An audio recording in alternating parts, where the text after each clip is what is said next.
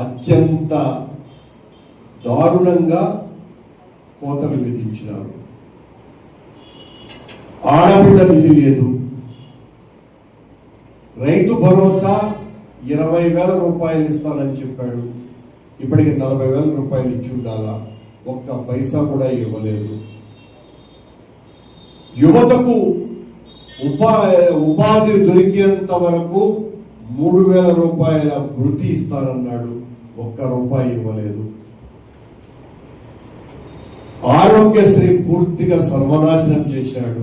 25 లక్షల రూపాయల పరిమితి విధించి అందరికీ, పేదవాళ్ళైన ప్రతి ఒక్కరికి కూడా ఉచితంగా వైద్యం కల్పిస్తాము అన్నటువంటి ఆ పెద్ద మనిషి ఈ రోజున ఆరోగ్యశ్రీ బకాయిలే కొన్ని వేల కోట్ల రూపాయలుగా మార్చేశాడు. ఫీజు రీఎంబర్స్మెంట్ పథకాన్ని పూర్తిగా సర్వభ్రష్టత్వం చెందించాడు. ఇలా చెప్పుకుపోతే ఒకటి కాదు, రెండు కాదు, మొత్తం అన్ని హామీలు మీ జగన్మోహన్ రెడ్డి ఇప్పుడు ఇస్తున్నటువంటి హామీ ఆ పథకాలను దేన్ని రద్దు చేయను, అంతకంటే చాలా బలంగా ఆ సంక్షేమ కార్యక్రమాల్ని తీసుకువెళ్తాను, మరో 2.5 లక్షల కోట్ల రూపాయలు అదనంగా నేను సాయం చేస్తాను అని ఈ చెబుతూనే ఆయన పవన్ కళ్యాణ్లు ఇద్దరు కలిసి ప్రతి పేదవాడికి ఒక బాండ్ రాయించినారు.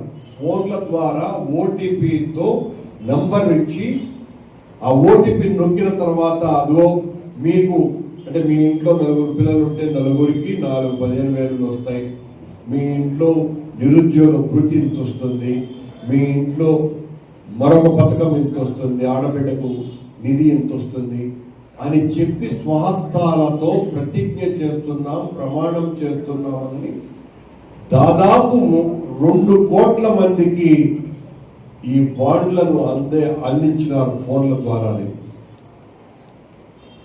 ఆ బాండ్లు ఏమైనాయో, ఆ హామీలు ఏమయ్యాయో, ఇంత పచ్చి మోసం చేసి జగన్మోహన్ రెడ్డి ఇచ్చేదేంది, నేను ఇంతకంటే చాలా రెట్లు ఎక్కువ ఇస్తానని చెప్పిన పెద్ద మనుషులు అధికారంలోకి వచ్చిన తర్వాత ఇప్పటికీ వాళ్ళు చెప్పినటువంటి పథకాల ద్వారా మాత్రమే, అది కూడా సిలిండర్లు బస్సు 2 కాకుండా 75,000 కోట్ల రూపాయలు సహాయం చేయాల్సినటువంటి చంద్రబాబు నాయుడు గారు కేవలం 7,000 కోట్ల రూపాయలు మాత్రమే ఈ సంవత్సర కాలంలో లబ్ధిదారులకు అందించారు.